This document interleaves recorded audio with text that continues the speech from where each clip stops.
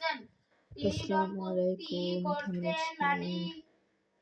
অনেক সায়েন্সে অনেক জীববিজ্ঞানে দেখছি এখানে অনেকগুলো অধ্যায়। জীবন পাঠ, জীবকোষ ও টিস্যু, কোষ বিভাজন, জীবনী শক্তি, খাদ্য, পুষ্টি এবং পরিপাক, জীব পরিবহন, গ্যাসীয় বিনিময়, রেচন প্রক্রিয়া, দৃঢ়তা প্রদান ও চলন, সমন্বয়, জীবের প্রজনন, জীবের বংশগতি বিবর্তন, জীবের পরিবেশ, জীব প্রযুক্তি, ব্যবহারিক অংশ, স্পেশাল মডেলস। অনেক গাইডেই থাকে, যেহেতু সায়েন্সের স্টুডেন্ট আমি জীববিজ্ঞানে আছি। জীববিজ্ঞান, জীবন পাঠ, কিছুক্ষণ অপেক্ষা করতে হবে। জীবন পাঠ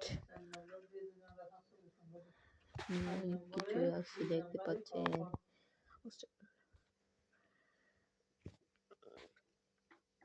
সোফার কুইজ শিক্ষার্থী নতুন পাঠ বইয়ের অনুচ্ছেদ ও লাইনের ধারাবাহিকতায় বিভিন্ন ধারার কুইজটা এই অংশে সৃজন করা হলো।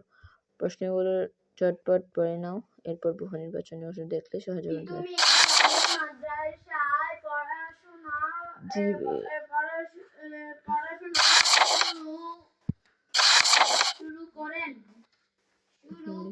তিনি কুস্তি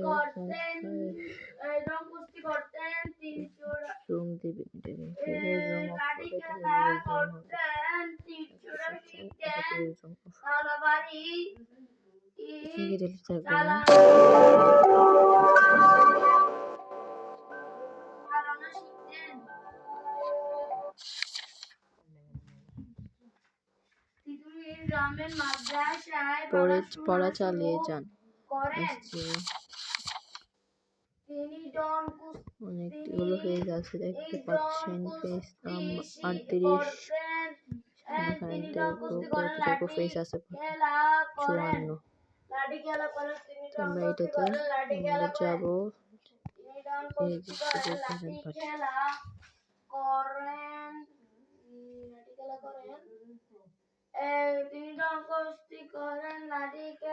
অধ্যায় এখানে প্রশ্ন থাকবে, অনেকটা আছে। প্রশ্নে যে গল্পের প্রশ্ন আছে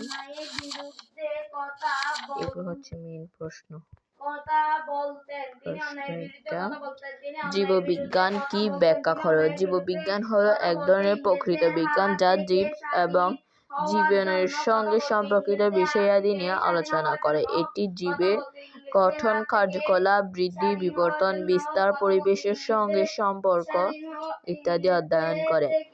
জীববিজ্ঞানে ইংরেজিতে বায়োলজি বলা হয়, যা গ্রিক শব্দ বায়োস জীবন এবং লোগোস জ্ঞান থেকে এসেছে। জীববিজ্ঞানের শাখাগুলোকে ভৌত বিজ্ঞান এবং ফলিত বিজ্ঞানকে দুটি বিভাগে ভাগ করা হয়েছে। লিখে তারপর পড়তে পারবে। জীবভূগোল কি?